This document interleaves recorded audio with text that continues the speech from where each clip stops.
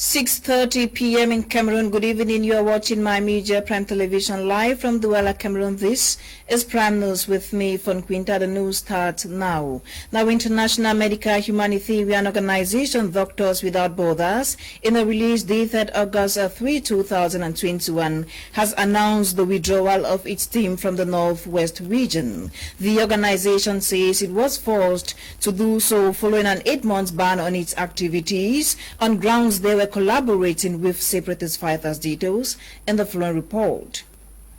At a time the population and communities in the crisis-hit Northwest region needs their services more than ever, allegations of supporting separatist fighters instead of helping the population pushed International Humanitarian Organization Doctors Without Borders out of the troubled Northwest region. Tuesday, August 3, 2021, Medical Humanitarian Organization Doctors Without Borders announced the withdrawal of its team from the Northwest region of Cameroon, badly hit by a close to 5-year crisis. The decision to withdraw its team from the region is contained in a release coming after an 8-month ban on its activities in the region, claiming they collaborated and assisted separatist fighters. According to the operations coordinator for Central Africa, Emmanuel Lampade, they are forced to withdraw as they cannot keep staff on standby and are not allowed to provide care to people in their need of medical attention. Doctors Without Borders has been amongst the few non-governmental organizations providing medical care service to the region since 2018 until December 8, 2020, when authorities suspended its activities, accusing the organization of supporting separatist fighters instead of the population, allegations they have consistently and categorically rejected. Emmanuel Lampade notes that the withdrawal will greatly affect communities in the Northwest region as access to medical services in affected areas will drop drastically. The humanitarian organization, however, says they will keep a liaison office in Bamenda to continue dialogue in the region. They have called on other organizations to provide support for the Ministry of Public Health to ensure provision of care for the vulnerable population in strict respect for health facilities, staff and patients. The organization that has been operating in the Northwest region since 2018 on neutral basis has witnessed numerous attacks and intimidation before withdrawing its team. Now, at least 4 persons are feared dead and several others injured following an accident along the Yaoundé-Bangante highway. The accident, which occurred, involved a bus and truck transporting sand today, August 4th, at Nyoko. Survivors were immediately rushed to hospital for treatment. Meanwhile, investigation has been opened. Until something else, Cameroon has been ranked second highest nation in the African continent, where wine is strongly consumed by a good number of the adult population. The report, published by a market research and data analytics firm, placed Cameroon ahead of countries like South Africa, Nigeria and Gabon. Joy Ngong went downtown Douala to seek the opinion of Cameroonians regarding the recent publication. Details in the following report. The report by Sagachi Research is based on data collected from over 20,000 African consumers within a period of 1 year. The top 3 African countries with the highest percentage of adult population who consume wine are Togo, Cameroon and Ivory Coast respectively. Meanwhile, on the streets of Douala, word has it that it is only normal for the country to be at its attributed position. Why not take the lead, as several reasons account for its high wine consumption rate. Cameroonians drink wine because they want to distress themselves, or maybe they have a party. They go into snack bars, nightclubs to distress themselves and drink wines. That's why I consider Cameroonians are leading on the stage of the consumption of wine in Africa. The Cameroonian, or they didn't wine the cheap one. No, they didn't wine the dear. Other Cameroonians, however, hold that fellow countrymen should rather pour in the energy and resources they are using on alcohol consumption to other lucrative activities given the current economic situation of the country. You see, there's no work aside, but when you are a suffer man, you try to have 2,000 francs. You will use the money to buy alcohol, so it's no good. Let us check, let us think about this for now.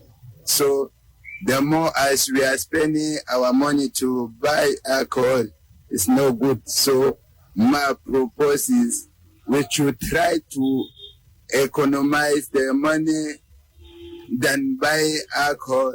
The survey by Sagachi Research was, however, carried out only in 29 out of 54 African countries. It was based on the percentage of adults who recently consumed wine instead of the volume of wine consumed throughout the country. This, of course, would have made a great difference.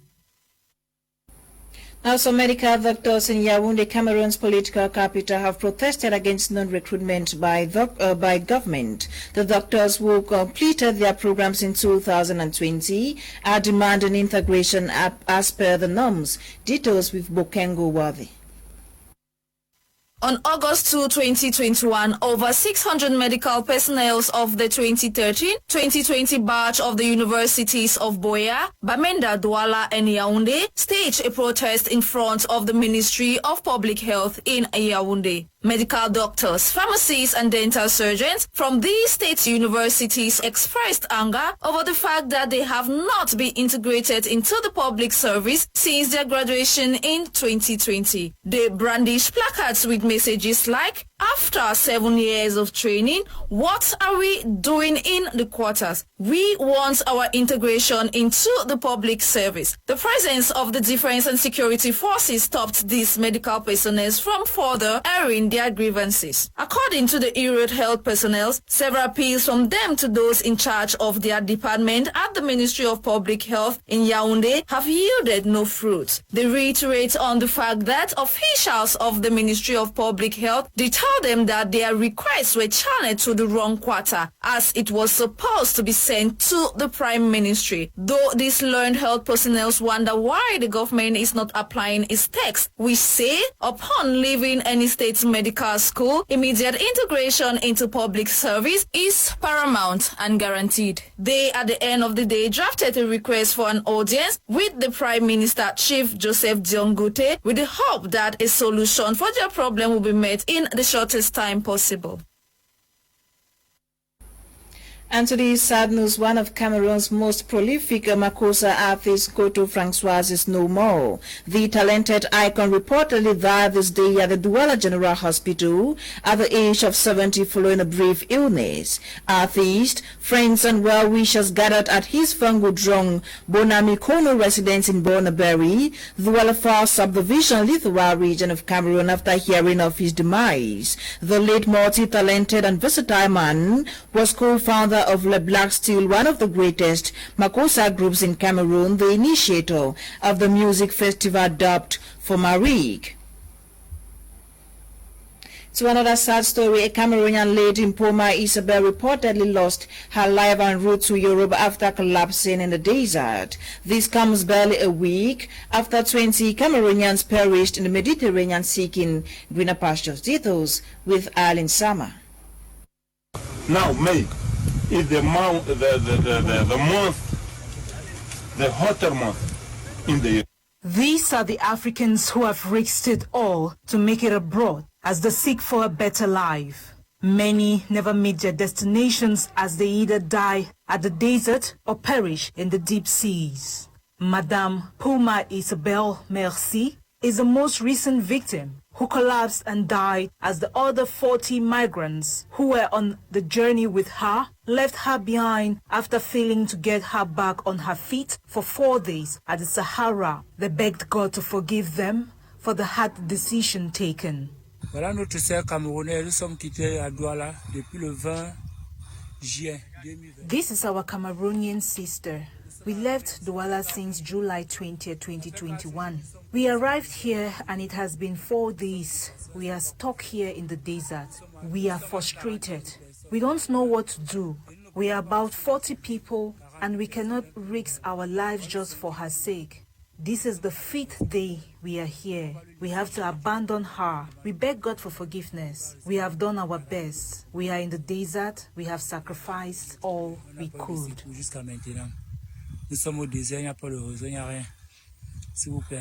It is worth mentioning that before her demise, Isabel had earlier tried to make a journey abroad, which turned out futile before trying once more. According to sources, she is a hairdresser at Cité de Palmier Douala and mother of 2, whom she left behind and her family for a perilous journey. It is worth recalling that about 20 Cameroonians lost their lives barely a week ago in an attempt to cross the Mediterranean en route to Italy, where their boat capsized, leaving over 57 dead off the Libyan coast. For the record, over 827 migrants have died between January to June 2021 while embarking on the dangerous trip. Also, in 2020, about 1,400 perished under similar circumstances. Meantime, reports say an estimated number of 8,000 people die each year globally in an attempt to flee their home country seeking greener pastures. Now, at least 8 members of parliament have died since the start of the year 2021. This time, the ruling CPGM political party mourns the death of Honorable Garhan Isaac, member of parliament for Wuri East Lithowa region of Cameroon. He died after a brief illness in Douala, Cameroon's economic capital. Student journalist on internship, Naivona with details. Death, they say, is inevitable. The case of Honorable Isaac Ngahan, Cameroon People Democratic Movement CPDM Member of Parliament for Wuri East Littoral Region of Cameroon. Reports reveal the 66-year-old Member of Parliament of the ruling CPDM party died Sunday, August 1, 2021 in a clinic in Cameroon's economic capital Douala after a brief illness. His death brings to total 8 members of parliament from the CPDM party who have died between January and August 2021. Late colleagues preceding the deceased are Honorable Haruna Abdullahi, CPDM Member of Parliament for Mayoloti in the North Region, Honorable Bernadette Sarau, CPDM Member of Parliament for Mayokani North in the Far North Region, Honorable Yakuba Yaya, CPDM Member of Parliament for Mayo Sava in the Far North Region, Honorable Jibril Akau, CPDM Member of Parliament for Mayo Sanaga South in the Far North Region, Honorable Prince Mikodi, CPDM Member of Parliament for Bumba Angoko in the East Region, Honorable Emilia Monjowa Lifaka, CPDM Member of Parliament for Fako Southwest Region, and Honorable Marinette Ngo Yetna, CPDM Member of Parliament for Sanaga Maritime Littoral Region. May the souls of the departed rest in peace. Now, the population of Bakingili and the southwest region of Cameroon have expressed dissatisfaction over the handling of water-tempt elephant crisis, which has caused material and human damage. Villagers took to the streets yesterday, August 2021, calling on government to look into the situation. Details with Kuma Honore.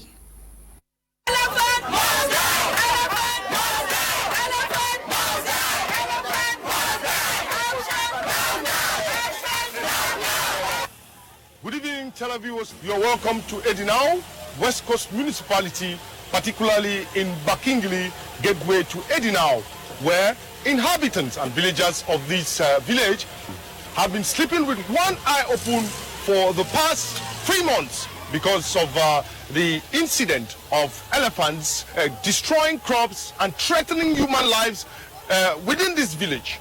The issue of elephants coming into Bakingili village have been rampant of recent for the past 3 months as crops have been destroyed, houses tampered, and people's lives also tampered.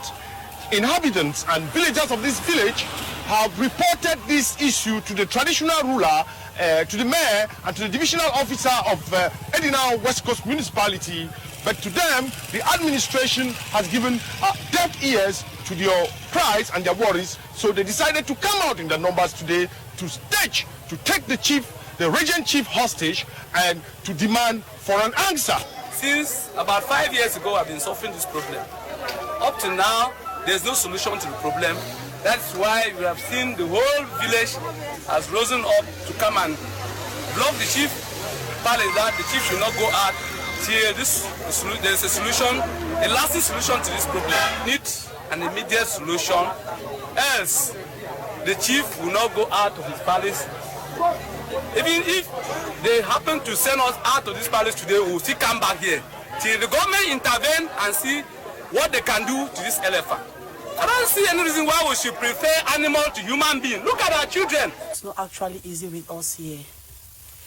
All this while we have been living with fear, because sometimes you will hear the elephant eating and the whole place will be too frightening for us to go out.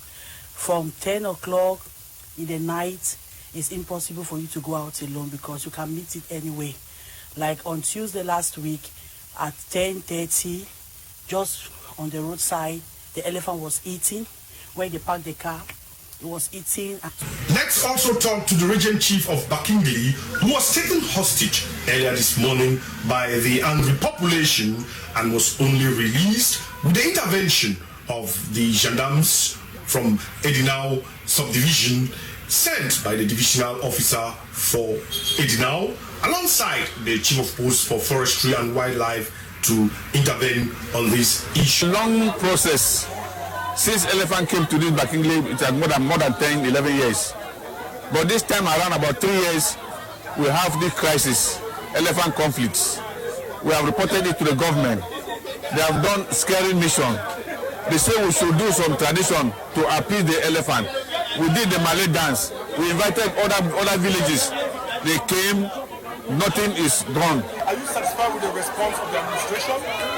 Yes, I'm happy, and I will see the action. I will see the reaction of the administration. That is what we gathered from Bakingili village today. It has been Kuma Honore signing in for My Media Prime Television. And Issa Hayatou, former president of the Confederation of African Football CAF, has been banned from all football-related activities for 1 year and charged a fine of 19 million for a breach of duty of loyalty. The decision was made public Tuesday, August 3rd, by FIFA following investigations launched after Issa Hayatou stepped down from CAF in 2017.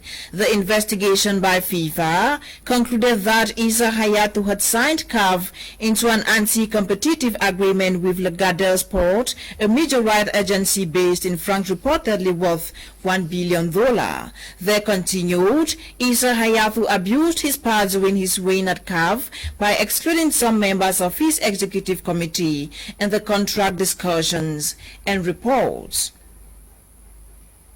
We've come to the end of Prime News compiled by Lasha Kingsley. My name is Fon Quinta. The news was produced by A1 in Nalinga at 7 p.m. Prime Hour comes up with Kumluna. Stay tuned to more programs on the African Eye. Goodbye and stay with us.